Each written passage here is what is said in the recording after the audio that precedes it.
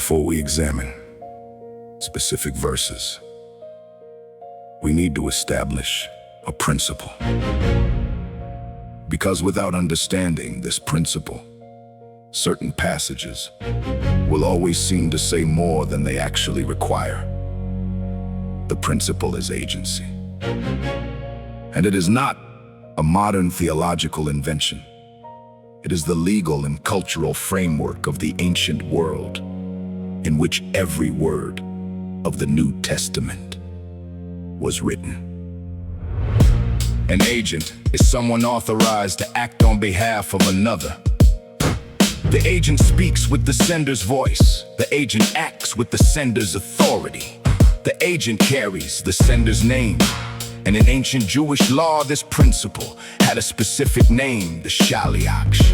The shaliach principle states simply, a man's agent is as the man himself. When you receive the agent, you have received the sender. When you reject the agent, you have rejected the sender. When you hear the agent, you have heard the sender. But here is what the principle also establishes. The agent is not the sender. Those are two different statements that must be held together honestly. The agent carries the sender's full authority. The agent is not the sender himself. Receiving the agent as the sender is not the same as concluding the agent is the sender. This was not a vague cultural idea. It was a legal framework operating in Jewish, Greek, and Roman culture simultaneously. At the time the New Testament was written, in Roman law, the concept was plenipotentiary, full power granted to a representative to act with complete authority on the sender's behalf. In Greek culture, the ambassador carried the full weight of the city or king who sent him. In Jewish law, the shaliach was so completely the representative of the one who sent him that transactions conducted through the shaliach were legally binding on the sender. This framework was not imported into the New Testament. It was the water the New Testament was swimming in when it was written. And the New Testament makes the framework explicit. John 13:20, whoever accepts anyone I send accepts me, and whoever accepts me accepts the one who sent me. 3 levels. The disciples sent by Jesus, Jesus sent by the Father, each one carrying the full authority of the one who sent them. Matthew 10:40. Anyone who welcomes you welcomes me, and anyone who welcomes me welcomes the one who sent me. The agent carries the sender's reception, the sender's rejection, the sender's authority. Luke 10:16, whoever listens to you listens to me. Whoever rejects you rejects me, but whoever rejects me rejects him who sent me.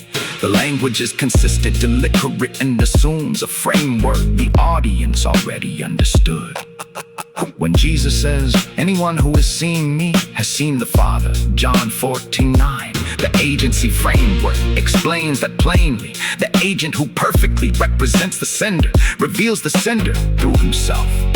You see the sender's character, the sender's will, the sender's nature, and the agent's words and actions. That is not identity, that is perfect representation. When Jesus says, I and the Father are one, John 10:30, the agency framework explains that plainly too. The agent and the sender are one in purpose and will, in mission and message. That is not two persons becoming one being. That is an agent so perfectly aligned with the sender that there is no gap between what the agent does and what the sender would do. This track is not drawing a conclusion about the nature of Jesus. It is establishing the framework the New Testament itself assumes. Before reading any passage about Jesus and the Father, the honest reader asks, does this passage require identity, or does it require perfect agency? Because those are two different conclusions from the same language.